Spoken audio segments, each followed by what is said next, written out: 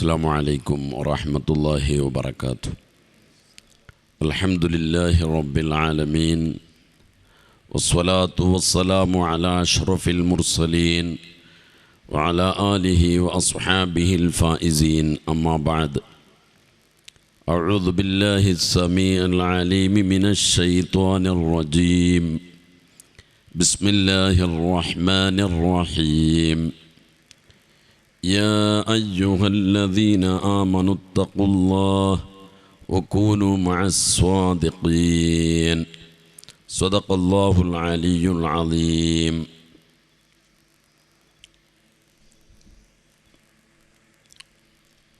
قال رسول الله صلى الله عليه وسلم: من خاف أدلج ومن أدلج بلغ المنزل. ألا إن سلعة الله غالية. ألا إن سلعة الله الجنة. صدق رسول الله. الحمد لله ثم الحمد لله. الحمد لله ثم الحمد لله. الحمد لله رب العالمين على ما كان يلهمني. الحمد لله. يعلم أمة سيدنا محمد. ബഹുമാനമുള്ള ദക്ഷിണ കന്നഡ ജില്ലാ ഖാദി ത്വാക്ക ഉസ്താദ്, പാത്തൂർ ഉസ്താദ്, അതേപോലെ ബംബ്രാണ ഉസ്താദ്, ഇവിടെ കൂടിയ എല്ലാ ദാരിമീസിൻ്റെ പ്രസിഡൻറ്റ് ദാരിമി ഉസ്താദ്, മറ്റു പണ്ഡിതന്മാരെ, ഇവിടെ കൂടിയ നേതാക്കളെ, സദസ്സിലുള്ള സുന്നത്ത് ജമാഅത്തിൻ്റെ പ്രവർത്തകന്മാരെ, നമ്മുടെ സദസ്സ് വീക്ഷിച്ചു കൊണ്ടിരിക്കുന്ന, ലൈവായി നോക്കിക്കൊണ്ടിരിക്കുന്ന പ്രവർത്തകന്മാരെ, അള്ളാഹു നമ്മുടെ ഈ പരിപാടി അവൻ പൊരുത്തപ്പെട്ട പരിപാടിയായി കബൂൽ ചെയ്യുമാറാകട്ടെ. ഇതിനു വേണ്ടി സഹകരിച്ച എല്ലാവരെയും അള്ളാഹു ദുനിയാവിലും ആഖിറത്തിലും സഹായിക്കുമാറാകട്ടെ. ഈ പരിപാടി എല്ലാ നിലക്കും സന്തോഷത്തോടുകൂടി എല്ലാം പൂർത്തിയായി വിജയത്തിൽ അള്ളാഹു ആക്കിത്തരട്ടെ എന്ന് പ്രാർത്ഥിക്കുന്നു. സദസ്സിലുള്ള ഈ ഭാഗത്തുള്ള പ്രവർത്തകന്മാരോട് സദസ്സിൻ്റെ മുമ്പിലേക്ക് കടന്നു വരാൻ നേരത്തെ പറഞ്ഞോനുണ്ട്. എല്ലാ ആളുകളും മുമ്പിൽ വന്നിട്ട് നമ്മുടെ സദസ്സ് വളരെ ഭംഗിയാക്കണം. പിന്നെ വരുന്ന ആളുകൾക്കൊക്കെ ബേക്കിലിരിക്കാമല്ലോ. ഏതായാലും ഈ വേദി നമ്മുടെ ഉസ്മാൻ മുസ്ലിയാർ, പിന്നെ മുഹമ്മദ് ഹാജി, രണ്ടാളുടെ പേരിൽ ഈ സ്റ്റേജും ഈ നഗറുമൊക്കെ ഉണ്ടാക്കിയിട്ടുണ്ട്. അവർക്കൊക്കെ അള്ളാഹു അവരുടെ ആലമുൽ ബർസഖിൽ അള്ളാഹു സന്തോഷം നൽകുമാറാകട്ടെ എന്ന് പ്രാർത്ഥിക്കുന്നു. ഇവിടെ നടത്തുന്നത് SKSF നാട്ടക്കൽ ശാഖ നടത്തുന്ന ഈ പരിപാടി എല്ലാ നിലക്കും അതിൽ നമ്മെ, അതായത് നേരത്തെ ബഹുമാനപ്പെട്ട ഖാദിയാർ പറഞ്ഞതുപോലെ മാതൃസംഘടനയായ അഥവാ ഉമ്മയുടെ അടുത്തേക്ക് തിരിച്ചു വരുന്നത് പോലെ തിരിച്ചു വന്ന ഞങ്ങളെയൊക്കെ നിങ്ങൾ സ്വീകരിച്ചതിൽ എല്ലാ നിലക്കും ആദ്യം അള്ളാഹുവിന് നന്ദിയും നിങ്ങളെ എല്ലാ നിലക്കും നാം നന്ദി അർപ്പിക്കുന്നു. അള്ളാഹു കബൂൽ ചെയ്യുമാറാകട്ടെ. നമ്മുടെ ഹൃദയങ്ങൾ അള്ളാഹു ഇബിലീസ് പന്താടാത്ത നിലയിൽ നമ്മുടെ ഓരോരുത്തരുടെയും ഹൃദയം അള്ളാഹു കാത്തു സൂക്ഷിക്കുമാറാകട്ടെ. ഞാൻ നിങ്ങളോട് പറയുന്നത് ദീർഘമായ പ്രസംഗത്തിനൊക്കെ ആളുകൾ ഉള്ളതുകൊണ്ട് അത്യാവശ്യമായ ചില വിഷയങ്ങൾ മാത്രം നിങ്ങളുടെ ശ്രദ്ധയിൽപ്പെടുത്തുന്നു. സമസ്തയിലേക്ക് കടന്നു വന്നത് എന്തിന് എന്നൊരു ചോദ്യം ചിലപ്പോൾ ചില ആളുകൾക്കുണ്ടാവാം. ഒന്ന്. പിന്നൊന്ന്, ത്വരീഖത്ത് സംബന്ധമായ ചില ആരോപണങ്ങളൊക്കെ നിങ്ങൾ ചിലപ്പോൾ കേട്ടിട്ടുണ്ടാവും. ഈ നാടുമായി മുമ്പേ പരിചയമുള്ളത് കൊണ്ടും ഈ നാട്ടിലുള്ള കുറേ സ്ഥലങ്ങളൊക്കെ ഉള്ളത് നമ്മുടെ ആചാര പേരിലായതുകൊണ്ട് അദ്ദേഹം ഒക്കെ നടത്തുന്ന സ്ഥാപനത്തിൽ കുറേ കാലം ജോലി ചെയ്യുന്നത് കൊണ്ടും ഇതിൻ്റെ ചുറ്റുഭാഗത്തൊക്കെ ചെറിയ പരിചയമുള്ളത് കൊണ്ട് ആ വിഷയങ്ങളിലൊക്കെ കുറഞ്ഞ നിലയിൽ കടന്നുകൊണ്ട് സംസാരിക്കാൻ ഉദ്ദേശിക്കുന്നു. അള്ളാഹു തൗഫീഖ് ചെയ്യുമാറാകട്ടെ. ഞാൻ പറഞ്ഞു വരുന്നത്, സമസ്ത ഇവിടെ രൂപീകരിക്കപ്പെട്ടത് പരിശുദ്ധ ദീനുൽ ഇസ്ലാമിൻ്റെ തനതായ നിറം അത് ജനങ്ങൾക്ക് എത്തിക്കാൻ വേണ്ടിയാണ്. ബഹുമാനപ്പെട്ട ശംസുൽ ഉലമ ഖദ്ദസ അല്ലാഹു സിർറഹുൽ അസീസ് മഹാനവറുകൾ പറഞ്ഞത്, ഇതിനെ ഒരു സംഘടനയായി നിങ്ങൾ കാണരുത്. ഇതൊരു സംഘടനയല്ല. യഥാർത്ഥത്തിൽ ഇത് ദീനിൻ്റെ തനതായ രൂപങ്ങളാണ്. ദീനിൻ്റെ പ്രവർത്തനങ്ങൾ, ദീൻ എന്താണ് എന്ന് ജനങ്ങൾക്ക് മനസ്സിലാക്കി കൊടുക്കാനുള്ളതാണ് ഈ ഒരു വലിയ പ്രസ്ഥാനം. അങ്ങനെയാണ് ഈ സമസ്തയെ കാണേണ്ടത്. നമുക്കറിയാം, നമ്മുടെ നാടുകളിലേക്ക് ഇസ്ലാം കടന്നു വന്നത് ബഹുമാനപ്പെട്ട സ്വഹാബത്ത് റളിയല്ലാഹു അൻഹും അവരിലൂടെയാണ്. അങ്ങനെ അവർ വന്നിവിടെ പള്ളിയുമൊക്കെ നിർമ്മിച്ചു, ദീനി പ്രബോധനങ്ങൾ തുടങ്ങി, കാലങ്ങൾ കഴിഞ്ഞു. പിന്നെ ഇവിടെ ദീനിയായ ഒരു സിസ്റ്റമിക്കലായി തുടങ്ങിയതും കാണിച്ചു തന്നതും മഖ്ദൂമിയാക്കളായിരുന്നു. അതിൽ ഒന്നാം മഖ്ദൂം എന്നറിയപ്പെടുന്ന മഹാൻ, അദ്ദേഹം അറബ് നാടുകളിലേക്ക് പോയി ബഹുമാനപ്പെട്ട സക്കരിയ അൻസാരി റളിയല്ലാഹു അൻഹുവിൻ്റെ അടുക്കൽ ധാരാളം പഠിച്ചു, മറ്റു പണ്ഡിതന്മാരെടുത്തും പഠിച്ചു. അനന്തരം പൊന്നാനിലേക്ക് മടങ്ങി വന്നാണ് അദ്കിയ പോലത്തെ അതുപോലെയുള്ള തസവൂഫിൻ്റെ ഗ്രന്ഥങ്ങൾ രചിക്കുകയും വളരെ സിസ്റ്റമിക്കലായി പള്ളി ദർസുകളും മറ്റും ഒക്കെ തുടങ്ങിയ ആ രൂപങ്ങൾ കാണിച്ചവർ മഖ്ദൂമിയാക്കളാണ്. അതിൻ്റെ ശേഷം അവരുടെ തലമുറ കഴിഞ്ഞതിൻ്റെ പിന്നെയാണ് ബഹുമാനപ്പെട്ട ഉരക്കൽ മുല്ലക്കോയ തങ്ങളുടെ നേതൃത്വത്തിൽ തുടങ്ങിയ ഈ വലിയ പ്രസ്ഥാനം ഇവിടെ ഉടലെടുക്കുന്നത്. അതിനൊക്കെ കാരണങ്ങളുണ്ട്. ആ വിഷയത്തിലേക്കൊന്നും ഞാൻ കടക്കുന്നില്ല. ഇവിടെ സമസ്ത, അതായത് മഖ്ദൂമിയായ പണ്ഡിതന്മാരൊക്കെ കാണിച്ചു തന്നത് ഈമാന്, അതേ കർമ്മങ്ങൾ, ഫിഖ്ഹ്, അതേപോലെ തസവ്വുഫ്, ഇത് മൂന്നും അവർ ഇവിടെ കാണിച്ചു തന്നിട്ടുണ്ട്. നബി സല്ലല്ലാഹു അലൈഹി വസല്ലമ തങ്ങളുടെ അടുത്ത് ജിബ്രീൽ അലൈഹിസ്സലാത്തു വസ്സലാം വന്നിട്ട് പഠിപ്പിച്ചതും അതുതന്നെയാണ്. ഈമാന്, ഇസ്ലാം, അതേപോലെ ഇഹ്സാൻ, അതാണ് തസവ്വുഫ് എന്ന് പറയുന്നത്. ഇത് മൂന്നും ജനങ്ങൾക്ക് പഠിപ്പിക്കുകയും അത് പ്രാവർത്തികമാക്കുകയും അത് ബിദ്അത്തുകാരെ എതിരെ വലിയ പ്രവർത്തനങ്ങൾ നടത്തുകയും ഇവിടെ സുന്നത്ത് ജമാഅത്തിൻ്റെ ആദർശങ്ങൾ, വിശ്വാസങ്ങളൊക്കെ പഠിപ്പിക്കുകയും ചെയ്ത ഈ സമസ്തയുടെ ആലിമീങ്ങൾ കാലക്രമേണ കഴിഞ്ഞു വന്നു. ഇന്ന് മഹാന്മാരായ പണ്ഡിതന്മാരൊക്കെ നേതൃത്വം വഹിക്കുന്ന ഈ സമസ്ത, ഇതിൽ ബിദ്അത്തുകാർക്ക് പറ്റാത്ത ഒന്നാണ് തസവ്വുഫ് അഥവാ ത്വരീഖത്ത് എന്ന് പറയുന്ന ഒന്ന്. യഥാർത്ഥത്തിൽ എന്താണ് ത്വരീഖത്ത്, എന്താണ് തസവ്വുഫ്, അതും കൂടി നാം മനസ്സിലാക്കേണ്ടിയിരിക്കും. ഇതിൻ്റെ ഇടയിൽ സമസ്തയിലേക്ക് കടന്നു വന്നതിൻ്റെ മുമ്പ് ഞങ്ങൾ അവരെ കൂടെ ഉണ്ടാവുമ്പോൾ ഉണ്ടായ ചില പ്രശ്നങ്ങളായിരുന്നു ത്വരീഖത്ത് പ്രശ്നങ്ങൾ. നിങ്ങൾ ചിലപ്പോൾ കേട്ടിട്ടുണ്ടാവും.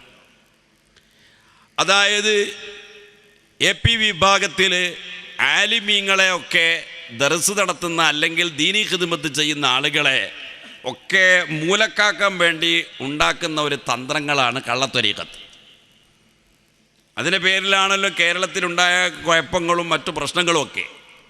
അത് വന്ന രൂപങ്ങളൊക്കെ ഞാനിപ്പോൾ വിശദീകരിച്ചാൽ അത് നമുക്ക് സന്ദർഭോചിതമായി പറയാം. ഞാൻ പറഞ്ഞു വരുന്നത് അങ്ങനത്തെ ഒരു ത്വരീഖത്ത് ബഹുമാനപ്പെട്ട അമീർ തങ്ങൾ കടന്നു വരുന്നുണ്ട്. അല്ലാഹു തആല എല്ലാ നിലക്കും ആഫിയത്തുള്ള ദീർഘായുസ് നൽകുമാറാകട്ടെ.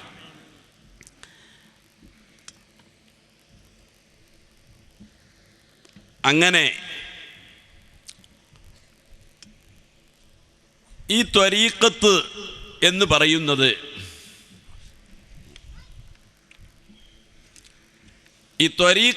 പറയുന്നത് യഥാർത്ഥത്തിൽ എന്താണ്?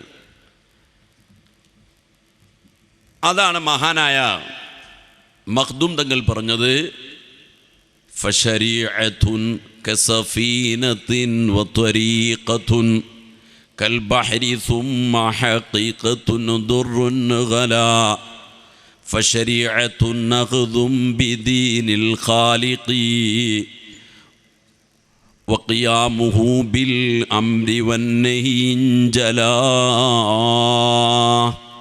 വത്വരീഖത്തുൻ നഖ്ദും ബിഅഹ്വത കൽവറഅ വഅസീമത്തിൻ കരിയാദത്തിൻ മുതബത്തിലാ وحقيقة لأصوله للمقصد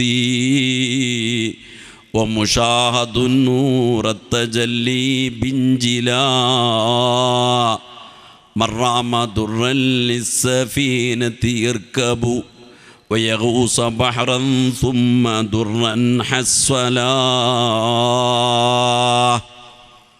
ഇമാം മഖ്ദൂം തങ്ങൾ അതിനെ ഒരു ഉദാഹരണത്തിലൂടെ വിശദീകരിച്ചു കൊണ്ട് പറഞ്ഞു, ശരീഅത്ത് എന്ന് പറയുന്നത് ഒരു കപ്പലിന് തുല്യമാണ്. ഒരു യാത്ര ചെയ്യുന്ന മനുഷ്യനിക്ക് ഒരു കടലിൻ്റെ ഉള്ളിൽ നിന്ന് ഒരു മുത്ത് എടുക്കണമെന്ന ഉദ്ദേശം വെച്ച ഒരു മനുഷ്യനിക്ക് യാത്ര ചെയ്യാൻ ഉദ്ദേശമുള്ളൊരു മനുഷ്യൻ ആദ്യമായി അവനിക്കൊരു കപ്പൽ വേണം. ആ കപ്പലിന് തുല്യമാണ് ശരീഅത്ത്. അതേ സമുദ്രം അതിന് തുല്യമാണ് ത്വരീഖത്ത്. അടിയിൽ നിന്ന് മുങ്ങിയെടുക്കുന്ന ആ മുത്തിന് തുല്യമാണ് ഹഖീഖത്ത്. എന്നിട്ട് മഹാനവറുകൾ പറഞ്ഞു, ഫശരീഅത്തുൻ അഖ്ദും ബിഅഹ്വത കൽവറഅ വഖിയാമുഹു ബിൽ അംരി വന്നഹി ജലാ. ത്വരീഖത്ത് ശരീഅത്ത് എന്ന് പറഞ്ഞാൽ അള്ളാഹുവിൻ്റെ കൽപ്പനകൾ അനുസരിച്ച് ജീവിക്കുക, അവൻ്റെ വിരോധനകൾ മുഴുവനും ഒഴിവാക്കുക എന്നതാണ് ശരീഅത്ത്. ആ ശരീഅത്തിനെ പിടിച്ചു നിർത്തുന്ന ഒന്നാണ് ത്വരീഖത്ത് എന്ന് പറഞ്ഞാൽ. അതായത് ചെയ്യുന്ന അമല് അതൊരു പരിപൂർണമാവണമെങ്കിൽ ത്വരീഖത്ത് അത്യാവശ്യമാണ്. അറബിൽ ത്വരീഖ് എന്ന് പറയും. ത്വരീഖത്ത് അതാണ് മഹാനവറുകൾ പറഞ്ഞത്, വത്വരീഖത്തുൻ നഖ്ദും ബിഅഹ്വത കൽവറഅ വഅസീമത്തിൻ കരിയാദത്തിൻ മുതബത്തിലാ. ത്വരീഖത്ത് എന്ന് പറയുന്നത് സൂക്ഷ്മത കൊണ്ട് ജീവിക്കുക എന്നതാണ്. സൂക്ഷ്മമായി ജീവിക്കുക. ഉദാഹരണത്തിന് ഒരു മനുഷ്യൻ നിസ്കരിക്കുന്നുണ്ടെങ്കിൽ ആ മനുഷ്യൻ്റെ നിസ്കാരം സ്വീകാര്യമാകണമെങ്കിൽ ആ മനുഷ്യൻ്റെ നിയ്യത്ത് നന്നാവണം. നേരത്തെ ത്വാഖ ഉസ്താദ് പറഞ്ഞില്ലേ, അല്ലാഹുവിൻ്റെ വജ്ഹിനെ മാത്രം ഉദ്ദേശിച്ചുകൊണ്ട് നിസ്കരിച്ചാൽ, ധർമ്മം ചെയ്താൽ, ഹജ്ജ് ചെയ്താൽ, അതേ നോമ്പ് പിടിച്ചാൽ, സക്കാത്ത് കൊടുത്താൽ എല്ലാത്തിനും ഇഖ്ലാസ് പ്രധാനമാണ്. അഖ്ലിസു വദാ അല്ലാ തുരീദ ബിതാഅത്തിൻ إلا التقرب من إلهك ذي الكلا لا تقصدا معه إذا غرضت إلى غرض الدنا كثنائهم أو نحو ذاك توسلا. ദുന്യവിയായ ഒരു ഉദ്ദേശവും ഉണ്ടാകരുത്. അള്ളാഹുവിൻ്റെ വജ്ഹിന് വേണ്ടി മാത്രമാവണം. ഈ നിലക്ക് സൂക്ഷ്മമായി ജീവിക്കുക. അമല് പൂർണ്ണമാവണമെങ്കിൽ മഹാന്മാർ പറഞ്ഞത് ത്വരീഖത്ത് വേണമെന്നാ. ത്വരീഖത്ത് വേണമെന്ന് പറഞ്ഞാൽ അത് എന്തെങ്കിലും ആവാ എന്നർത്ഥത്തിലൊന്നുമല്ല. കിട്ടിയ ആളുകളൊക്കെ ആരെങ്കിലും പറഞ്ഞെന്ന് പറഞ്ഞിട്ട് അത്ഭുതങ്ങൾ കണ്ടിട്ട് ഷെയ്ഖാക്കിയിട്ട് അയാളെപ്പീട കൂടിയിട്ട് ആക്കുക, അതൊന്നുമല്ല. അതേ സ്ഥാനത്ത് സൂക്ഷ്മമായി ജീവിക്കുന്ന ആ ജീവിതമാണ് ത്വരീഖത്ത് എന്ന് പറയുന്നത്. അതിന് ചിലപ്പോൾ ചില അസാത്തീതുമാരുണ്ടാവും. അതിലൊക്കെ നല്ല അഗാധമായ ജ്ഞാനങ്ങളുള്ള പണ്ഡിതന്മാരുണ്ടാവും. അവരെയൊക്കെ പിന്തുടർന്നുകൊണ്ട് ജീവിക്കുക, അങ്ങനെ സൂക്ഷ്മമായി ജീവിക്കലാണ് ത്വരീഖത്ത്. ഈ ത്വരീഖത്ത് ഇത് നമ്മുടെ അമൽ എല്ലാ ഓരോരുത്തരുടേതും ചെയ്യാവണമെങ്കിൽ ആ രീതിയിലായിരിക്കണം നമ്മുടെ എല്ലാ അമൽ. ഇപ്പം ഈ വേദി ഉണ്ടാക്കും, ഈ വേദി നമുക്ക് അള്ളാഹുവിൻ്റെ അടുക്കൽ കബൂലാവണം. അത് മറ്റവർക്ക് വേണ്ടിയിട്ട്, ഓർക്ക് വേണ്ടിയിട്ട്, അവർക്ക് വേണ്ടിയിട്ട് അങ്ങനൊന്നും ആവാൻ പാടില്ലേ. നമ്മുടെ എല്ലാ പ്രവർത്തനവും അള്ളാൻ്റെ വജ്ഹിന് വേണ്ടിയാവണം. നിങ്ങൾ നോക്കൂ, ബഹുമാനപ്പെട്ട അമ്മാർ ഇബ്നു മൻസൂർ റളിയല്ലാഹു അൻഹു പൂർവികന്മാരിൽ വലിയ പണ്ഡിതനും വലിയ വയല് പറയുന്ന വലിയ പണ്ഡിതനായിരുന്നു. എൻ്റെ സുഹൃത്തുക്കളോട് ഞാൻ പറയുന്നത്, അമ്മാർ ഇബ്നു മൻസൂർ റളിയല്ലാഹു അൻഹു വഫാത്തായി, മരണപ്പെട്ടു. മരണപ്പെട്ടതിൻ്റെ ശേഷം ചില പണ്ഡിതന്മാർക്ക് അദ്ദേഹത്തിൻ്റെ കശ്ഫുണ്ടായി, അദ്ദേഹത്തിനെ കാണിക്കപ്പെട്ടു. അദ്ദേഹത്തോട് ചോദിച്ചു, അല്ല അമ്മാറെ, നിങ്ങളുടെ അവസ്ഥ എന്താണ്? അപ്പോൾ അമ്മാർ ഇബ്നു മൻസൂർ റളിയല്ലാഹു അൻഹു പറഞ്ഞത്, ഞാൻ മരിച്ചതിൻ്റെ ശേഷം അള്ളാഹുവിൻ്റെ അടുക്കൽ ഞാൻ പോയപ്പോൾ എന്നോട് അള്ളാഹു ചോദിച്ചു, എന്താ അമ്മാർ നീ ഉണ്ടാക്കിയത് എനിക്ക് വേണ്ടിയിട്ട്? അപ്പം ഞാൻ പറഞ്ഞു, 365 ഖത്തം ഞാൻ ഓതിയിട്ടുണ്ട്, 305 ഖത്തം ഞാൻ ഓതിയിട്ടുണ്ട്. അപ്പം അള്ളാഹ് പറഞ്ഞു, അത്രേ, നിൻ്റെ 365 ഞാൻ സ്വീകരിച്ചിട്ടില്ല, പിന്നെന്താ ഉള്ളത് എന്ന് ചോദിച്ചു. അപ്പം ഞാൻ പറഞ്ഞു, 30 ഹജ്ജ് ഞാൻ ചെയ്തിട്ടുണ്ട്, അതും ഞാൻ സ്വീകരിച്ചിട്ടില്ല. മൂന്നാമത് ചോദിച്ചപ്പോൾ പറഞ്ഞത്, ഞാൻ ഒന്നുമില്ലാതെയാണ് നിൻ്റെ റഹ്മത്തിൽ ആശിച്ചുകൊണ്ടാണ് ഞാൻ നിൻ്റെ അടുക്കൽ വന്നിട്ടുള്ളത്. അപ്പോഴാണ് അള്ളാഹു പറഞ്ഞത്, എൻ്റെ റഹ്മത്ത് കൊണ്ട് നീ സ്വർഗത്തിൽ കിടക്കൂ, ഇതാണ് എന്നോട് പറയപ്പെട്ടത് എന്ന് അമ്മാർ ഇബ്നു മൻസൂർ റളിയല്ലാഹു അൻഹു പറഞ്ഞത് മഹാന്മാർ രേഖപ്പെടുത്തിയിട്ടുണ്ട്. ഞാൻ എൻ്റെ സുഹൃത്തുക്കളോട് പറയുന്നത്, ഇഖ്ലാസില്ലാത്ത ഏത് അമലും എന്ത് ചെയ്താലും അത് അള്ളാഹുവിൻ്റെ അടുക്കൽ സ്വീകാര്യമേ അല്ല. അതുകൊണ്ട് അമ്മാർ ഇബ്നു മൻസൂറിൻ്റെ നിസ്കാരങ്ങളോ അല്ലെങ്കിൽ അവിടുത്തെ ഹജ്ജോ ഖുർആനോ സ്വീകരിച്ചിട്ടില്ല എന്നല്ല, ഇതെല്ലാം ഉണ്ട് എന്ന് പറഞ്ഞിട്ട് എൻ്റെ അടുക്കൽ വലിയ കൊട്ടിഘോഷിക്കുന്ന നിലക്കൊന്നും നിങ്ങൾ വരണ്ട. ചിലപ്പോൾ നമ്മൾ വിചാരിച്ചിട്ടുണ്ടാവും, ഞാൻ കുറേ ചെയ്തിട്ടുണ്ടല്ലോ, ഞാൻ ഈ കുറേ ചെയ്ത കാര്യങ്ങളെല്ലാം ഉണ്ടു എന്ന് നാം ധരിക്കണ്ട. എന്തുകൊണ്ട് നബി സല്ലല്ലാഹു അലൈഹി വസല്ലമ തങ്ങൾ പറഞ്ഞു, ലയൻജു അഹദും മിൻകും ബിഅമലിഹി, നിങ്ങളിൽ നിന്ന് ഒരാളും അമൽ കൊണ്ട് രക്ഷപ്പെടുമെന്ന നിലക്ക് ആ ധാരണയിൽ നിങ്ങൾ വേണ്ട. അപ്പോൾ സ്വഹാബത്ത് ചോദിച്ചു, വലാ അൻത യാ റസൂലല്ലാഹ്, അള്ളാഹുവിൻ്റെ പ്രവാചകരെ, നിങ്ങളും അങ്ങനെ തന്നെയാണോ എന്ന് ചോദിച്ചു. അപ്പോൾ റസൂലുള്ളാഹി പറഞ്ഞു, വലാ അനാ ഇല്ലാ തഗമ്മദനി അല്ലാഹു ബിറഹ്മാ, ഞാനും അങ്ങനെ തന്നെയാണ് സ്വഹാബ, എന്നെയും അള്ളാഹു റഹ്മത്ത് കൊണ്ട് പൊതിഞ്ഞാൽ ഞാൻ രക്ഷപ്പെടുമെന്ന് ഖാല റസൂലുള്ളാഹി. നബി സല്ലല്ലാഹു അലൈഹി വസല്ലമ തങ്ങൾ പറഞ്ഞിട്ടുണ്ടെങ്കിൽ റഹ്മത്ത് കൊണ്ട് നാം ചെയ്ത അമലുകളെ നമുക്ക് ഉണ്ട് എന്ന് വിചാരിക്കാൻ എങ്ങനെ ഉറപ്പിക്കാൻ കഴിയും? അള്ളാഹുവിൻ്റെ നിഅ്മത്ത് ധാരാളമാണ്, ഒരു കണ്ണ് തന്നതിന് പകരമാവുകയില്ല ഒന്നും.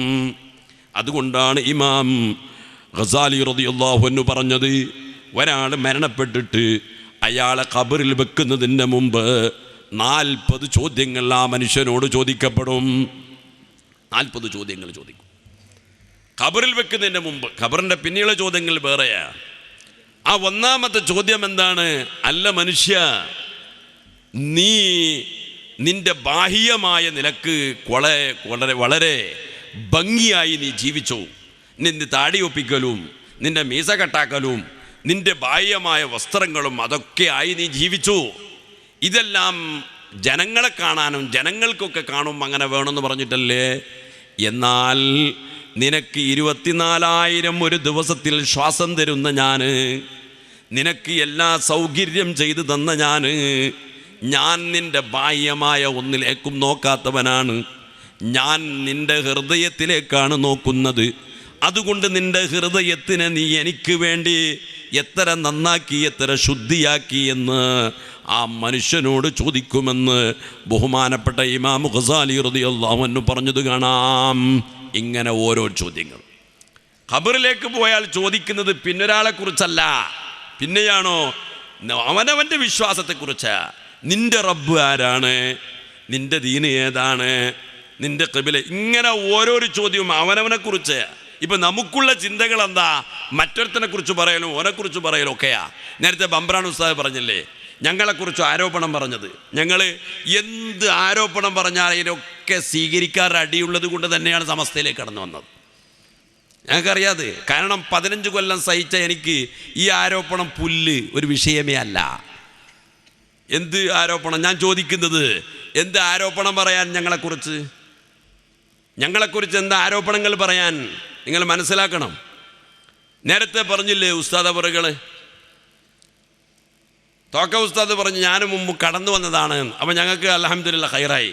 ഇങ്ങനെ എല്ലാ ആളുകളും ഇപ്പോൾ ആളുകളെ സംബന്ധിച്ചിടത്തോളം മനസ്സിലാക്കുന്ന ഇവിടുത്തെ സുഹൃത്തുക്കളും ലൈവായി നോക്കുന്നത് SSFൻ്റെ പ്രവർത്തകന്മാരോടൊക്കെ പറയാനുള്ളത്, നിങ്ങൾ സത്യം മനസ്സിലാക്കണം. ആരോപണങ്ങൾ പറഞ്ഞ് നടക്കണ്ട. നിങ്ങൾ വിചാരിക്കേണ്ട ഹാറൂൻ ഹസനി വന്നിട്ട് അല്ലെങ്കിൽ ശിഷ്യന്മാർ വന്നിട്ട് ചീത്ത പറയുമെന്ന് മനസ്സിലാക്കണ്ട. നിങ്ങൾ ഒന്ന് തെറ്റിദ്ധരിപ്പിച്ചിട്ടുണ്ട് സമസ്തൻ്റെ ആലിമീങ്ങൾ ചീത്ത പറയുന്നു എന്ന്. അത് നിങ്ങളെ കളവായിരുന്നു. കളവ് പറയുന്നതിൽ ഒരു കളവ് കൂടിയാണിത്. കുറേ കളവ് പറഞ്ഞിട്ട് ജനങ്ങളെയൊക്കെ പൊട്ടീസാക്കാം. ഇങ്ങനത്തെ പരിപാടി വരും. ഞങ്ങൾ തോക്ക ഉസ്താദിനെ കുറിച്ചല്ലോ ഞങ്ങളിപ്പം മിഞ്ഞാന്ന് പറഞ്ഞു, ഞങ്ങളെന്നിട്ട് ഞങ്ങൾ എന്തെങ്കിലും വിചാരിച്ചിട്ടുണ്ടാവും നിങ്ങൾ പൊരുത്തപ്പെടണമെന്ന് പറഞ്ഞു. ഉസ്താദിന് ഞങ്ങൾ എന്തോന്ന് വിചാരിച്ചത്? ഈ രൂപത്തിൽ ജനങ്ങളെയൊക്കെ കബളിപ്പിക്കുകയാണ്. അതുകൊണ്ട് ഞാൻ പറഞ്ഞു വരുന്നത്, ഇങ്ങനെ ആളുകളെ ആക്ഷേപം പറഞ്ഞ് നടക്കേണ്ട സുഹൃത്തുക്കളെ, നന്നാവാം. മനുഷ്യർക്ക് നന്നാവണം, മനുഷ്യൻ നന്നാവാ. ഞാൻ എന്നെക്കുറിച്ച് പറഞ്ഞത് ഞാൻ ഇടയിൽ പറയാണ്. ഞങ്ങളെക്കുറിച്ച് പറഞ്ഞത് ഞങ്ങൾ കള്ളത്തൊരീക്കത്താറാണെന്നാ. എൻ്റെ കാരണം തറിയോ? ഞാൻ ഓരോ ഈ സംഘടനയിലൊക്കെ എത്രയോ മഹല്ലത്തിൽ മദ്രസയും അതും ഇതുമൊക്കെ പ്രവർത്തിച്ച് അതിന് വേണ്ടിയിട്ടെല്ലാം ആക്കി പ്രവർത്തിച്ച് ഓരോ കൂടെ ഉണ്ടായിരുന്നു. എല്ലാം ആയിട്ട് നോക്കുമ്പോൾ SSFൻ്റെ കുറേ നേതാക്കളുണ്ട്. ആ നേതാക്കൾ പണ്ടേ അവർ എന്നെ ഇപ്പോഴും അവർ എന്നെ ആർക്കും വിട്ടുകൊടുക്കില്ല. അവർക്ക് പിന്നെ സംഘടന വേണമെങ്കിൽ അതിന് മേലെ വേണമെങ്കിൽ ഒരു സംഘടന വേറെ ഇംഗ്ലീഷിൽ ഉണ്ടാക്കും. ഇതൊന്നും മനസ്സിലാക്കാത്തൊരു കൂട്ടരാണ് അനുയായികൾ. ഇങ്ങനെ കുറേ ഇതുണ്ടല്ലോ, KFC അങ്ങനെ ഇങ്ങനത്തെ കുറേ കാര്യങ്ങളുണ്ടല്ലോ. ഇങ്ങനത്തെ ഓരോന്ന് ഉണ്ടാക്കുകയാണ് അവർക്കൊരു സ്ഥാനം ഉണ്ടാവാൻ വേണ്ടിയിട്ട്. ഞങ്ങളിതിൻ്റെ ബേക്കിൽ കുറേ നോക്കി ഇതെന്താണിത്. അവരെ പിന്നിൽ വരുന്ന ആളുകൾക്കൊന്നും അവർ വേദി കൊടുക്കൂല. ഇപ്പം നിങ്ങൾ ചിന്തിച്ചു നോക്ക്. ഇപ്പം നൗഷാദ് ഹസനിയെ കൊണ്ട് ഇവർക്കായ ബുദ്ധിമുട്ട് എന്താണ്? ഇവർ മനസ്സിലാക്കി എന്തറിയോ? ഞാൻ നൗഷാദ് ഹസൻ്റെ ഒക്കെ പോയി എന്ന് പറഞ്ഞിട്ട് അങ്ങനെ ആവുമോ? ഇവർ എവിടെ ഉള്ളത്? ഇപ്പോഴും വാട്സാപ്പിൽ കളിയാണ് ഇവർക്ക്. ഇവരെ ദീനൊക്കെ വാട്സാപ്പ് ഇങ്ങനെ ജനങ്ങളെ ഫിത്തനയാക്കുക. ഈ വാട്സാപ്പിൻ്റെ പിന്നിൽ ഞങ്ങൾ ആരില്ലെന്നറിയില്ല, കുട്ടികളും കുറച്ച് പെണ്ണുങ്ങളും കുറച്ച് ഇങ്ങനെയുള്ള ആളുകൾ നല്ലത്. പിന്നെ കുറേ വലിയ വലിയ ആളുകളൊന്നും വാട്സാപ്പ് ഉണ്ടാ. എന്താണ് നിങ്ങൾ മനസ്സിലാക്കിയത്? ഞാൻ പറഞ്ഞു വരുന്നത്, നമുക്ക് നന്നാവാം. സമസ്ത വിശാലമാണ്, അതിൽ പ്രവർത്തിക്കാം. ദീനീ ഖിദ്മത്തിന് വേണ്ടി മാത്രമാണ് ഞങ്ങൾ വന്നിരിക്കുന്നത്. ഞങ്ങളിവർ ചെയ്ത അക്രമങ്ങൾ നിങ്ങളോട് പറഞ്ഞാൽ, എൻ്റെ മഹല്ലത്തുകാരും ഞാൻ പറഞ്ഞു ഇങ്ങനെയെല്ലാം ഉണ്ട്. എൻ്റെ കിന്യത്തെ നിങ്ങൾ യൂട്യൂബിൽ നോക്കിയാൽ മതി. കിന്യത്തെ പ്രഭാഷണം ഹസനി സക്കാഫി സംഗമം അടിച്ചു കൊടുത്താൽ ചിലപ്പോൾ നിങ്ങൾക്ക് കിട്ടും. അതൊക്കെ വിശദീകരിച്ച സമയം പോകും. അവിടെ ഞാൻ പറഞ്ഞു വരുന്നത്, ദീനീ ഖിദ്മത്ത് ചെയ്യുന്നതിന് ദർസ് നടത്തുന്നതിന് തടസ്സമുണ്ടാക്കുമ്പോഴാണ് ഞാൻ ഇതിനെക്കുറിച്ച് ചിന്തിക്കാൻ വേണ്ടി തുടങ്ങിയത്. അസൂയാക്കൾ ധാരാളമുണ്ട്. അതിൻ്റെ ഉള്ളിൽ തന്നെ ഒരുത്തനെ കണ്ടുകൂടാ. ഈ രൂപത്തിലാണ് ഏതെല്ലാം രൂപത്തിലുള്ള ഫിത്തനകളും ഫസാദുകളും. ഞങ്ങൾ ഇതിൽ നിന്നെല്ലാം ഒഴിഞ്ഞു നിന്നു. അപ്പം ഞാൻ ഉള്ളാളത്ത് നമ്മളെ ഈ ഭാഗത്തുള്ള തോക്ക സക്കാഫി എന്ന് പറയുന്ന ആൾ, അയാൾ ഞങ്ങൾ കൊണ്ടുവരുമ്പോൾ തന്നെ ആളുകൾ പറഞ്ഞിന് അയാൾ ബിരിച്ചെടുത്ത് കിടക്കൂല, നിങ്ങൾ ജാഗ്രത ആക്കണമെന്ന്. അങ്ങനെ എല്ലാം ആക്കിയിട്ട് ഞങ്ങൾ ഏതായാലും കൊണ്ടുവന്ന് സുന്നത്ത് ജമാഅത്ത് എന്ന് പറഞ്ഞിട്ട്. ഇതിപ്പോൾ അവിടെയുള്ള ഉള്ളാളത്തുകാരോട് ചോദിച്ചാൽ പറയും, ഞാനും വെറുതെ പറയല്ലേ, ഞാൻ അയാളെ ആക്ഷേപിക്കുന്നുമില്ല, അയാൾക്ക് ഞാൻ സ്വാഗതം പറയാണ്. കാരണം അയാളെ ഇനി ഒരു സബബ് അയാൾ ഒന്നാണ് ഈ വരാൻ വേണ്ടിയിട്ട്, അപ്പോൾ അതുകൊണ്ട് നമുക്ക് സന്തോഷമേ ഉള്ളൂ അയാളിൽ. അപ്പോൾ ഞാൻ പറയുന്നത്, ദീനി ഖിദ്മത്ത് ചെയ്യാനും അതേപോലെ നല്ലത് എഴുതാനും നല്ലത് പറയാനും ആ മനുഷ്യർക്കും അള്ളാഹു തൗഫീക്ക് ചെയ്യട്ടെ എന്നാണ് ഞാൻ ദ്വാരക്കുന്നത്. അങ്ങനെ ആ മനുഷ്യൻ ഉള്ളാളത്തിൽ നിന്ന് മുക്കച്ചേരുന്ന് പ്രശ്നം ഉണ്ടാക്കിയിട്ട് പോകുമ്പോൾ ഒരു ഫിത്തന ഉണ്ടാക്കിയിട്ട് പോയി അടുത്ത SSFകാരെ കൂട്ടിയിട്ട്. എന്താ നിങ്ങൾ മനസ്സിലാക്കണ്ട, ആ KC റോഡിൽ നിന്ന് പിരിച്ചുവിട്ട് ഉമർ ഹസനിക്ക് ഉള്ള അതേ ത്വരീഖത്ത് ഹാറൂൻ ഹസനിക്കുമുണ്ട്. അതിൽ ഉള്ളാളത്തെ ചില പ്രവർത്തകന്മാർ അഥവാ റേറ്റു അഷറഫ്, ബള്ളാരി അഷറഫ്, ഇങ്ങനത്തെ എൻ്റെ സുഹൃത്തുക്കളായ ആളുകളുണ്ട്, അവരെല്ലാം അതിലുണ്ട് എന്ന് പറഞ്ഞിട്ട് അവരെ സ്വയ്പാക്കിയിട്ട് പോയി. അങ്ങനെ ഉണ്ടല്ലോ. അയാൾ പോകുമ്പോൾ ഞാൻ എൻ്റെ പ്രഭാവവും ഉള്ളാളത്ത് പോട്ട് എന്ന് പറഞ്ഞിട്ട് ചിന്തിക്കുക. അങ്ങനെ ആയി ആർത്ത കൂട്ടർ SSFൻ്റെ കൂട്ടറൊക്കെ തിരിഞ്ഞ് അങ്ങനെ വാട്സാപ്പിൽ യുദ്ധം നടന്നു. ചിലപ്പോൾ നിങ്ങളെ കണ്ടിട്ടുണ്ടാവും, ചിലപ്പോൾ നമ്മളെ ഗ്രൂപ്പ് വേറെ ആ ഗ്രൂപ്പ് വേറെ, ഇത് ചിലപ്പോൾ അറിഞ്ഞിട്ടും ഉണ്ടാവില്ല. ഇങ്ങനെ ആയിട്ട് മൊത്തം ഇതിനൊക്കെ ഞങ്ങൾ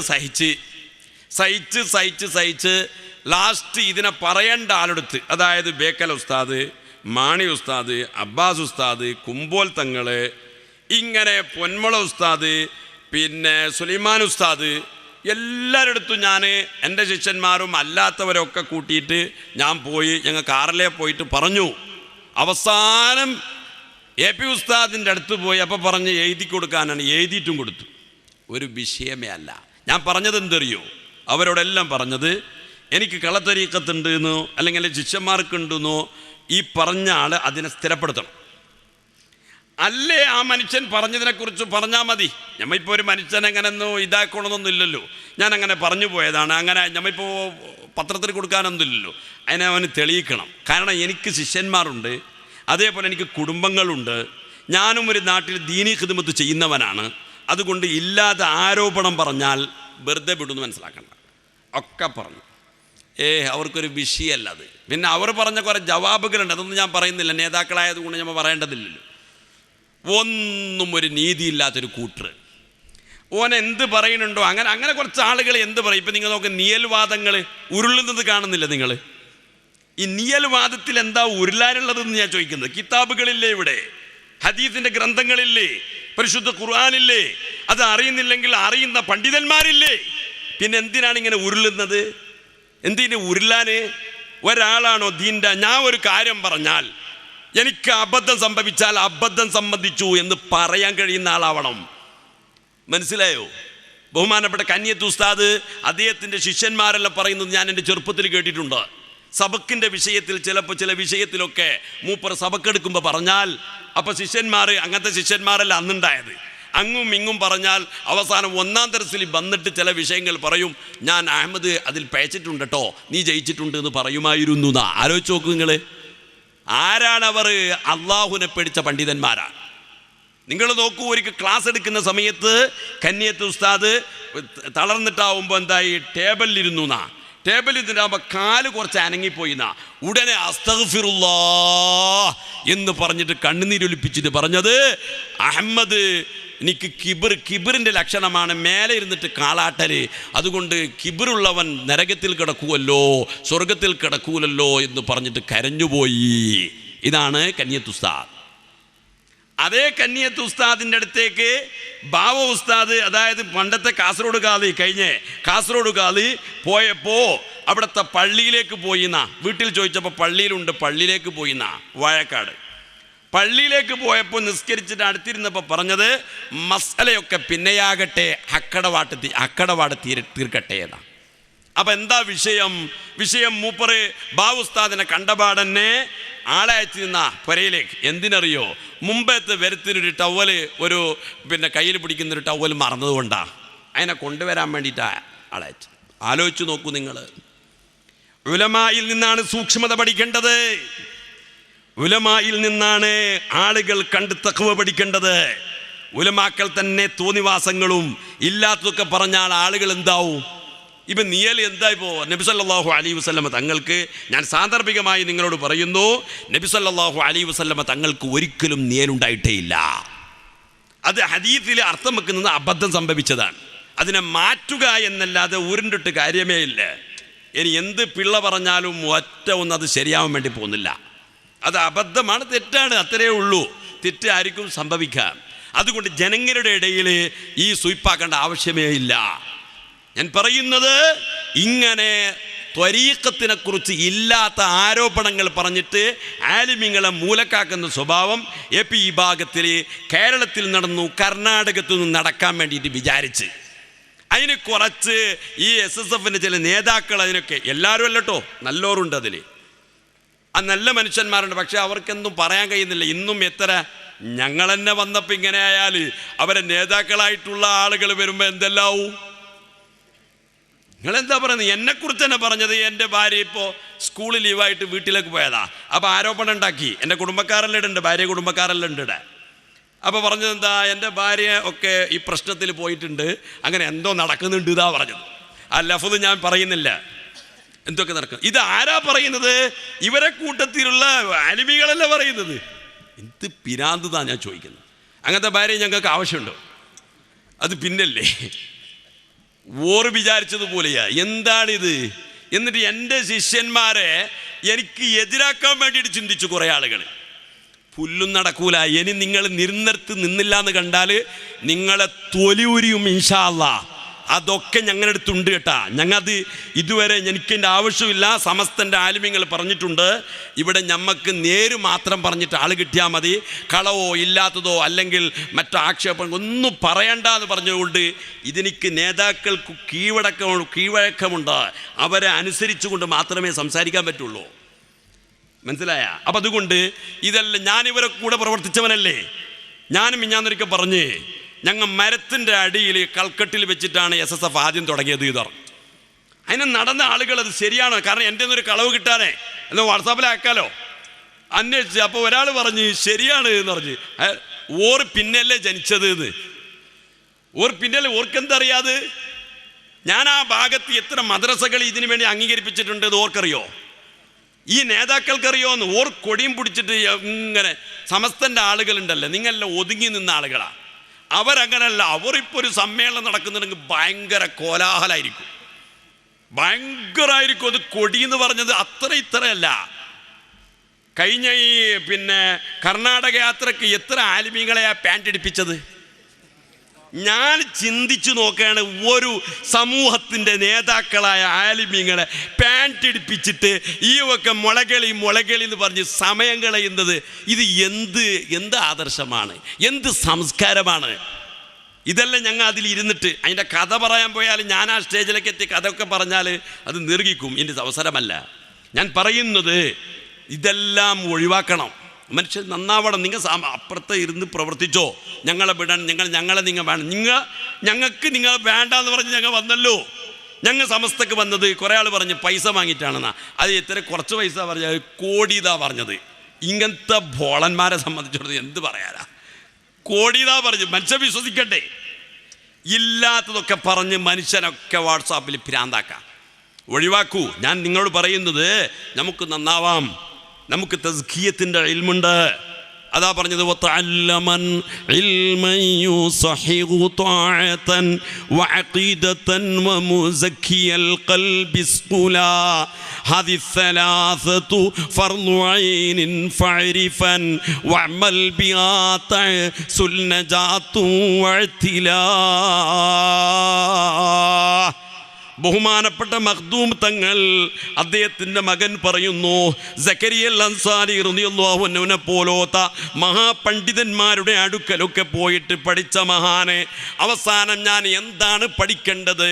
ഞാൻ തസവുഫുമായിട്ട് ജോലിയാവണോ, ഞാൻ ഹൃദയ ശുദ്ധീകരണത്തിൻ്റെ ഇൽമുമായി ജോലിയാവണോ എന്ന് ചിന്തിച്ചു കൊണ്ടിരിക്കുമ്പോഴാണ് അദ്ദേഹത്തിനിക്കൊരു അറിവാളമുണ്ടായത്. എന്താണ് അറിവിൽ കിട്ടിയത്? ഒരു പുഴ കടക്കാൻ പോകുമ്പോൾ നേരയിൽ കടന്നാൽ ലക്ഷ്യത്തിലേക്ക് എത്തൂല. ഒഴുക്കുചാലുകളുണ്ട്, ഭയങ്കരമായ ഒഴുക്കാണ്. അങ്ങനെ മുകളിലേക്ക് പോയിട്ട് നീന്തിയാലാണ് ലക്ഷ്യത്തിലേക്ക് എത്തുക. അതുകൊണ്ട് നീന്തുന്ന ആളുകൾക്കതറിയാം. അതിനെക്കുറിച്ച് മൂപ്പർ മനസ്സിലാക്കിയത് തസവുഫ് കൊണ്ട് ജോലിയാവണമെന്നാണ്. അതുകൊണ്ടാണ് മഹാനവറുകൾ പറഞ്ഞത്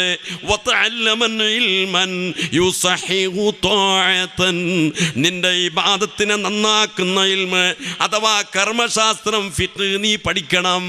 ഫിഖ് മാത്രമല്ല, ഫിഖ് മാത്രം പഠിച്ച അബദ്ധാണ്. എന്തേ? ഔലിയാക്കളൊക്കെ എതിർക്കും.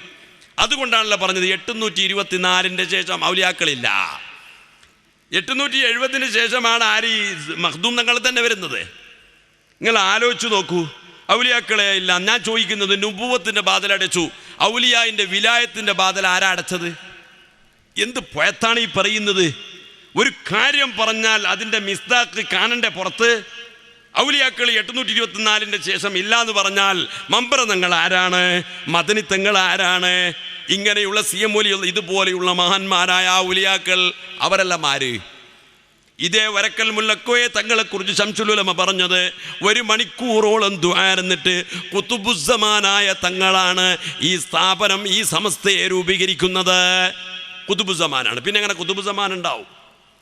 ഇതൊക്കെ ഒരു ചെറിയ ഇബാറത്ത് കണ്ടിട്ട് അതിൻ്റെ മേൽ തൂങ്ങിപ്പിടിച്ചു.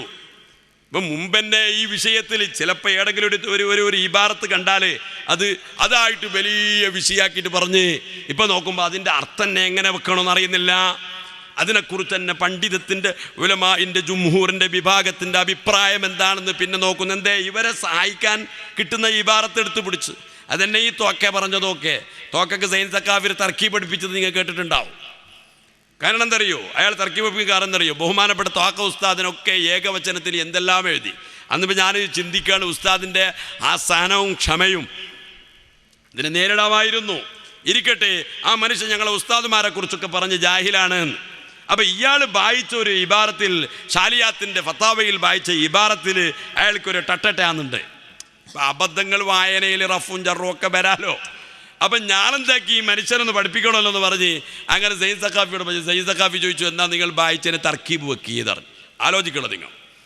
എന്നോട് ഇപ്പോൾ ഒരാൾ തർക്കീബ് വെക്കാൻ പറഞ്ഞാൽ ഞാനതിനെ വെക്കണം. ഈ ചങ്ങായി എന്തായി അറിയോ? ആളുകൾ പറഞ്ഞ് വെക്കണോ, ഇല്ലെങ്കിൽ നിങ്ങൾക്ക് തർക്കീബ് അറിയില്ലെന്നാവൂലേ. അതുകൊണ്ട് അയാളെ സുന്നി വാളിൽ തർക്കീബ് വെച്ചിട്ട് എന്നോട് ഒരാൾ ചോദിച്ചു എന്താക്കണത്? ഞാൻ പറഞ്ഞ് അതിൻ്റെ ലഫ്ള് പറയട്ടെ, ഇനി ലഫ്ള് ഓരോന്ന് പറയട്ടെ പറഞ്ഞ്. അത് പറഞ്ഞാൽ പിന്നെന്താ, പിന്നെ വല്ലാസിൽ പറയിപ്പിക്കുക, പണിയെടുപ്പിക്കുക എന്ന് പറഞ്ഞാൽ ഇൽമു കൊണ്ട് ആളെ ഒരു അഹങ്കരിക്കാനുള്ളതാണോ ഇൽമു എന്ന് പറയുന്നത്? ഇൽമു എന്ന് പറഞ്ഞാൽ അതാ മനുഷ്യനിക്ക് അള്ളാഹു തആല കൊടുക്കുന്ന നൂറല്ലേ. ബഹുമാനപ്പെട്ട വക്കീ റളിയല്ലാഹു അൻഹുവിനോട് ഇമാമുൽ ഷാഫിഈ റളിയല്ലാഹു അൻഹു പറഞ്ഞു, ഷാഫിഈ ഇമാം പോയിട്ട് അവലാദ് പറഞ്ഞു, ശക്കൗതു ഇലാ വക്കീഇൻ സൂഅ ഹിഫ്ളി വഔസ്വാനി തർകുൽ ലിൽ മഅസി വഖാലൽ ഇൽമു നൂറുല്ലാഹി ഹഖ്ഖാ വനൂറുല്ലാഹി ലാ യുഅ്താ ലിആസി. ഉസ്താദിനോട് പോയി പറഞ്ഞു, എനിക്ക് കുറച്ച് മനപ്പാഠം കുറയുന്നുണ്ട്, അതിൻ്റെ കാരണം വേറെയുണ്ട്. അപ്പോഴാണ് മഹാനവറുകൾ പറയുന്നത്, ഇൽമ് എന്ന് പറയുന്നത് നൂറാണ്. അത് അല്ലാഹു തആല ഇട്ടുകൊടുക്കുന്ന ഒന്നാണ്. അത് തെറ്റ് ചെയ്യുന്ന ആളുകൾക്ക്, കുറ്റം ചെയ്യുന്ന ആളുകൾക്ക് അല്ലാഹ് കൊടുക്കില്ല. ആ അല്ലാഹ് കൊടുക്കുന്ന ഒരു കാര്യത്തിൽ അഹങ്കരിക്കാൻ ആർക്കെങ്കിലും ഉണ്ടോ അധികാരം? അലിമികളൊക്കെ ജാഹിലികൾ എന്ന് പറയാം.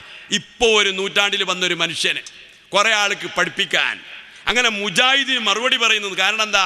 SSFൻ്റെ പ്രവർത്തകന്മാർ മനസ്സിലാക്കി എന്തറിയോ? ഒക്കെ മുജാഹിദിന് മറുപടി പറയാൾ ഈ നൂറ്റാണ്ടിൻ്റെ ഒരാളായിട്ട് അറിയപ്പെടുമല്ലോ എന്ന് പറഞ്ഞിട്ട് മുജാഹിദിന് മറുപടി പറയാൻ വേണ്ടി പോയി മംഗലാപുരത്ത്. അങ്ങനെ അവൻ ചോദിച്ചപ്പോൾ ഇയാൾ വലിയ ചിരിച്ചിട്ട് ശരിയാക്കി. ആൾ മനസ്സിലാക്കി ഈ ചിരിയ മനുഷ്യനിക്കൊരു നീതിയില്ലേ. ഒരു ചോദ്യം ഒരാൾ ചോദിച്ചാൽ ചോദ്യത്തിനൊരു മറുപടി പറയണ്ടേ?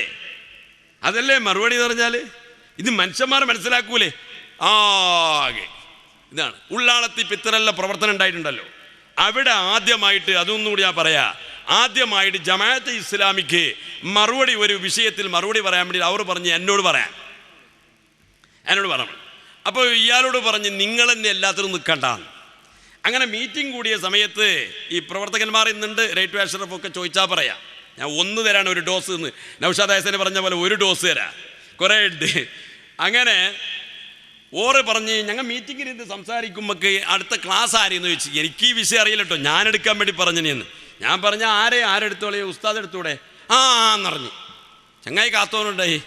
എനിക്കറിയോ ഇതെല്ലാം നോട്ടീസ് വന്നപ്പോഴാണ് എന്നോട് അഷ്റഫ് അല്ല വിളിപ്പിച്ച് ചോദിക്കുന്നത്, നിങ്ങളെയാണല്ലോ ഞങ്ങൾ പറഞ്ഞത്. എനിക്കെന്തറിഞ്ഞ് കളത്തിലിരുന്ന് സംസാരിക്കുമ്പോൾ ഞാൻ എന്നെ ക്ലാസ് എടുക്കുന്നതെന്ന് പറയാൻ പറ്റുമോ നമുക്ക്?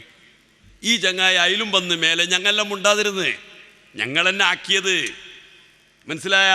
അപ്പം ഞാൻ പറഞ്ഞു വരുന്നത് ഇങ്ങനെല്ലാം ഉണ്ടോ? ഇനിയും നിങ്ങൾ ആ ചങ്ങായിനെ നിർത്തിയാൽ ഇനി പിന്നെ 3 കുറച്ചാവുമ്പോൾ നിങ്ങളത് അഡ്രസ് ഇല്ലാണ്ടാവുമെന്നാണ് ഞാൻ പറയണത്. നിർത്തണമെന്ന് നിങ്ങൾ അങ്ങനത്തെ വരെ, എന്നാലേ നിങ്ങൾ ശരിയാവും. നിങ്ങൾക്ക് അർത്ഥാവണമെങ്കിൽ അങ്ങനെ ആവണം. ഞങ്ങളല്ല നിങ്ങൾ എന്താ ചെയ്തത്? ഞങ്ങൾ കള്ളന്മാരല്ലേ? എന്ത് കട്ട്? ഞങ്ങൾക്ക് ഗുജറാത്തിൽ നിന്ന് വന്ന ആളുകളാണോ? നിങ്ങൾ എന്ത് മനസ്സിലാക്കിയത്? ഞങ്ങൾ ഇതേ നാട്ടിലും ചുറ്റുഭാഗത്തിരുന്ന ആളുകളാ. ഞാൻ ഈ പരിപാടിക്ക് ഇന്നത്തെ പരിപാടി കഴിഞ്ഞാൽ ഞാൻ ഗൾഫിൽ പോയിട്ടുണ്ടായി. ഓർ മനസ്സിലാക്കി ഞാൻ എന്നെ ഗൾഫിൽ ജോലി ചെയ്യാൻ വേണ്ടെന്ന്. എന്ത് പോയത്താണ്! ഇപ്പം പരിപാടിക്ക് വരുമ്പോൾ ഓഹോ എന്തേ ഇവരെ സദസ്സിൽ ഞങ്ങളുണ്ടല്ലോ വന്നിട്ട് ഞങ്ങൾ തന്നെ ഒരു പരിപാടി ഉണ്ടാക്കിയാൽ ഒരു 2 മിനിറ്റ് മുണ്ടാൻ വേണ്ടി ഓർ തരൂല. കാരണം എന്താ? ഓർക്ക് ഹുസൈൻ സയ്യിദിനെ കൊണ്ടുവരണോ, അങ്ങനത്തെ ആളെ കൊണ്ടുവരണം, കുറേ ഇല്ലാത്ത മതകളൊക്കെ പറയണം. അതിനെല്ലാം കേട്ട് ചിരിക്കൽ ആളുകൾ. എന്തിനാണ് ഞാൻ ചോദിക്കുന്നത്? ഒരു സദസ്സ് ഉണ്ടാക്കുന്നതിനൊരു ഉദ്ദേശമില്ലേ? ഞാൻ ഇപ്പോൾ ഇതന്നെ ഞാൻ അധിക പ്രസംഗമായി ഞാൻ മനസ്സിലാക്കുന്നത്. പിന്നെ ചിലപ്പോൾ ദൂരത്ത് നിന്നിട്ട് എന്തിരിപ്പയാളെ സമസ്തക്ക് പോയത് അതിനൊന്നും പറഞ്ഞില്ലല്ലോ എന്ന് പറഞ്ഞിട്ട് പറയാണ് ഞാൻ. ഇരിക്കട്ടെ, ഞാൻ നിങ്ങളോടും എൻ്റെ സുഹൃത്തുക്കളോടും എൻ്റെ ധാർമ്മികളോടും ഒക്കെ ഞാൻ പറയാനുള്ളത്, നമുക്കൊരു കടമയുണ്ട്. അതാണ് മഹാന്മാർ പഠിപ്പിച്ചു തന്നത്. ശംസുൽ ഉലമയെ അറിയപ്പെട്ടത് ഒരു താജ്മഹൽ ഉണ്ടാക്കി എന്നതിൻ്റെ പേരിലല്ല, ഇൽമു കൊണ്ട് തഖ്വ കൊണ്ട് അറിയപ്പെട്ട പണ്ഡിതനാണ്. ഏത് മഹല്ലത്തിലേക്കും വന്നാൽ ആ മഹല്ലത്തിൻ്റെ പ്രശ്നങ്ങളൊക്കെ ശരിയായി പരിഹരിക്കുന്ന മനുഷ്യനാണ്. ഖഫറിൻ്റെ പ്രശ്നം ഉണ്ടായെന്ന് പറഞ്ഞില്ലേ? അന്ന് ഞങ്ങൾ കുറ്റിപ്പുറം ഉസ്താദിൻ്റെ അടുത്ത് പോയപ്പോൾ അസ്സരി ഉണ്ടാക്കിയ ആദ്യത്തെ ആളാണ്. കുറ്റിപ്പുറം ഉസ്താദ് പറഞ്ഞത്, ഖഫറ തൊള്ളയിലിടാനുള്ള സാധനമല്ലടോ. ഇതുവരെ ശൈഖുന എന്ന് പറഞ്ഞിട്ട് അതൊക്കെ തൊള്ളയിലിട്ട് സംസാരിക്കാൻ പറ്റില്ല. അതുകൊണ്ട് ആ വിഷയങ്ങൾ തീർന്നതുകൊണ്ട് നമ്മൾ ഇതിനെക്കുറിച്ച് സംസാരിക്കണ്ട. ഏതായാലും അവർ ഉസ്താദ് ശിഷ്യന്മാർ തമ്മിൽ ശരിയായിട്ടുണ്ടാവും, അൽഹംദുലില്ലാഹ്. ഞാൻ പറയുന്നത് അതുകൊണ്ട് തന്നെയാണ് ബഹുമാനപ്പെട്ട താജുൽ ഉലമ വഫാത്തായതിൻ്റെ ശേഷമാണ് അവരുടെ ഈ പ്രസ്ഥാനത്തിനിക്ക് എല്ലാ നിലക്കും ക്ഷീണങ്ങൾ പറ്റിയത്. എന്തുകൊണ്ടായിരിക്കും? ഞാൻ മനസ്സിലാക്കുന്നത്, ശംസുൽ ഉലമയെ പോലത്തെ പണ്ഡിതന്മാർ ഒരു സത്യത്തിലുള്ള മനുഷ്യനെ ചിലപ്പോൾ ആളുകൾ കൂട്ടിയിട്ട് അവരെ കൂടെ നിന്നിട്ട് ചിലപ്പോൾ എന്താവും, പ്രസ്ഥാനങ്ങൾ ഉണ്ടാക്കാൻ പ്രവർത്തിച്ചതിൻ്റെ പേരിൽ സഹിച്ചിട്ടുണ്ടാകും. ഇപ്പോൾ ആലമുൽ ബർസഖിൽ നിയന്ത്രിക്കുന്ന മഹാന് ഞാൻ പറയുന്നത്, അവരൊക്കെ ഇവിടെ പ്രവർത്തിച്ചത് ഇൽമു കൊണ്ടും തഖ്വ കൊണ്ടുമാണ്. ഇന്ന് സമുദായത്തിനിക്ക് ജനങ്ങൾക്ക് അവരുണ്ടാക്കുന്ന പണങ്ങൾക്കൊക്കെ എല്ലാ നിലക്കും സൂക്ഷ്മത പാലിക്കണം. ഒരു പരിപാടി ഉണ്ടാക്കുമ്പോൾ എൻ്റെ സുഹൃത്തുക്കളോട് ഞാൻ പറയുന്നത്, അധികമായ നിലയിൽ പരിപാടി ഉണ്ടാക്കുന്നത് ശ്രദ്ധിക്കണം. ഇതെല്ലാം ജനങ്ങളുടെ പണങ്ങളാണ്. നിങ്ങളെല്ലാവരും ഒരു പരിപാടി ഉണ്ടാക്കുന്നുണ്ടെങ്കിൽ നിങ്ങളെ മേഖലാ നിലക്ക് സമ്മേളനങ്ങളും കാര്യങ്ങളും ഉണ്ടാക്കണം. എന്തുകൊണ്ട്? ഇതെല്ലാം ആവശ്യമായ പണങ്ങളാണ്. നിങ്ങൾക്കറിയുമോ, ഗൾഫിൽ ജോലി ചെയ്യുന്ന പ്രവർത്തകന്മാർ അവർ കഷ്ടപ്പെട്ടിട്ട് ഉണ്ടാക്കുന്ന ചോര ഒലിപ്പിച്ചിട്ട് തണ്ണിയാക്കിയിട്ട് കിട്ടുന്ന പണങ്ങളുണ്ടല്ലോ, ഇവിടുത്തെ സ്ഥാപനങ്ങൾക്ക് വേണ്ടി സഹായിക്കുന്നു. അവരെന്നിട്ട് വാങ്ങുമ്പോൾ നമുക്ക് ബേജാറാവുന്നു. അപ്പോൾ അനാവശ്യമായി പൈസകൾ പിരിക്കുന്നത് വളരെ ശ്രദ്ധിച്ചു കൊള്ളണം. ഇതെല്ലാം ഹലാലാവണം. ഇതെല്ലാം നമുക്ക് തോന്നിവാസങ്ങൾ നടത്താനുള്ളതല്ല. പണ്ടത്തെ ആലിമീങ്ങൾ അത് തന്നെയായിരുന്നു. ശംസുൽ ഉലമ എനിക്ക് ഏതെങ്കിലും വയതിന് വരുമ്പോൾ നിങ്ങൾ ലോഡ്ജാക്കി തരണമെന്ന് പറഞ്ഞിട്ടുണ്ടോ? ഇല്ല ഇല്ല. ഏതെങ്കിലും ഒരു പാവപ്പെട്ടവൻ്റെ വീട്ടിൽ പോയിട്ട് വിശ്രമിച്ച് പോകുന്ന ആളായിരുന്നു അവരായിരുന്നു. അവർ ആഖിറത്തിനെ നേരിൽ അവരുടെ കണ്ണുകൊണ്ട് കണ്ടവരാണ്. അതുകൊണ്ട് എൻ്റെ പ്രവർത്തകന്മാരോട് പറയുന്നത്, സൂക്ഷ്മത പാലിച്ചില്ല എങ്കിൽ നമ്മുടെ പൂർവികന്മാരായ പണ്ഡിതന്മാരെല്ലാം ഇവിടെ ബാക്കിയായിട്ടില്ല. നമ്മുടെ ഉമ്മവാപ്പന്മാർ ബാക്കിയായിട്ടില്ല. പണക്കാർ ബാക്കിയായിട്ടില്ല. നാളെ ആഖിറത്തിൽ നാം മരിച്ചു പോയാൽ അവരോടൊപ്പം വരുമ്പോൾ ഇതേ ബദരീങ്ങളൊക്കെ കടന്നു വരും. അവരെക്കുറിച്ച് എന്താണ് മഹാന്മാർ പറഞ്ഞത്? ബദർ ശുഹദാക്കളായ ആളുകൾ വസൽ ഹുനൈന വസൽ ബദ്റൻ വസൽ ഉദാ അൻവാ തഅദീബിഹിം വൽ ഹത്ഫു കൈഫ ജറാ. നിങ്ങൾ ബദറിലേക്ക് പോയി ചോദിച്ചു നോക്ക് ഇവിടെ എന്താണ് സംഭവിച്ചത്, ഉഹദിലേക്ക് പോയി ചോദിച്ചു നോക്ക് എന്താണ് സംഭവിച്ചത്. ഒക്കെ അവിടെയൊക്കെ ചോദിക്കുമ്പോൾ അവിടെ നിന്നിട്ട് നമുക്ക് കിട്ടുന്ന മറുപടി എന്താണ്? ഇന്നല്ലാഹ അശ്തറാ മിനൽ മുഅ്മിനീന അൻഫുസഹും വഅംവാലഹും ബിഅന്ന ലഹുമുൽ ജന്ന. അവരുടെ ശരീരത്തിനെയും അവരുടെ മുതലിനെയും സ്വർഗം നിങ്ങൾക്കുണ്ട് എന്ന് പറഞ്ഞിട്ട് അള്ളാഹു അംഗീകരിക്കുന്നു എന്നാണ് പരിശുദ്ധ ഖുർആൻ. നിങ്ങൾ ചിന്തിച്ചു നോക്ക്, സ്വഹാബത്ത് അതേ മക്കയിൽ നിന്ന് മദീനയിലേക്ക് ഹിജ്റ പോയിട്ട് കുറച്ച് കാലമാകുമ്പോഴാണ് അവരവിടെ കല്യാണങ്ങളൊക്കെ കഴിച്ചിട്ട് കച്ചവടം ചില സ്വഹാബത്ത് തുടങ്ങി, കൃഷികളിൽ ഏർപ്പെട്ടു. അങ്ങനെ സുഖിച്ചുകൊണ്ടിരിക്കുമ്പോഴാണ് അവർക്ക് യുദ്ധത്തിന് പോവാനുള്ള ഓർഡർ ഉണ്ടായത്, യുദ്ധത്തിന് പോവാനുള്ള കൽപ്പനയുണ്ടായത്. അതിനെക്കുറിച്ചാണ് പരിശുദ്ധ ഖുർആൻ പറയുന്നത്. അവർ പറഞ്ഞു വത്രേ വഖാലൂ ലിമ കതബ്ത അലൈനൽ ഖിതാൽ, ഞങ്ങൾക്ക് ഇപ്പം എന്തിനാണ് ഇത് ഫർളാക്കിയത്, കുറച്ച് പിന്തിച്ചാൽ നന്നായിരുന്നേനെ എന്ന് സ്വഹാബത്ത് പറഞ്ഞു വത്രേ. അതിനെക്കുറിച്ച് പരിശുദ്ധ ഖുർആൻ പറഞ്ഞു ഖുൽ മതാഉദ് ദുനിയാ ഖലീൽ ഐനമാ തകൂനൂ യുദ്രിക്കുമുൽ മൗത്ത് വലൗ കുൻതും ഫീ ബുറൂജിൻ മുശയ്യദാ. ഓ സ്വഹാബത്തെ, ദുനിയാവിൻ്റെ ജീവിതം അല്പമാണ്, അത് നിങ്ങൾക്ക് എപ്പോഴും കിട്ടൂല. പൂർവികന്മാരായ ആളുകൾ അമ്പിയാക്കൾ കഴിഞ്ഞു പോയിട്ടുണ്ട്. അഫഹസിബ്തും അൻ തദ്ഖുലുൽ ജന്ന വലമ്മാ യഅതികും മസലുൽ ലദീന ഖലൗ മിൻ ഖബ്ലികും. പരിശുദ്ധ ഖുർആൻ പറഞ്ഞില്ലേ, മസ്സത്തുഹുമുൽ ബഅസാഉ വല്ലറാഉ വസുൽസിലു ഹത്താ യഖൂലർ റസൂലു വല്ലദീന മഅഹു മതാ നസ്റുല്ലാഹ്.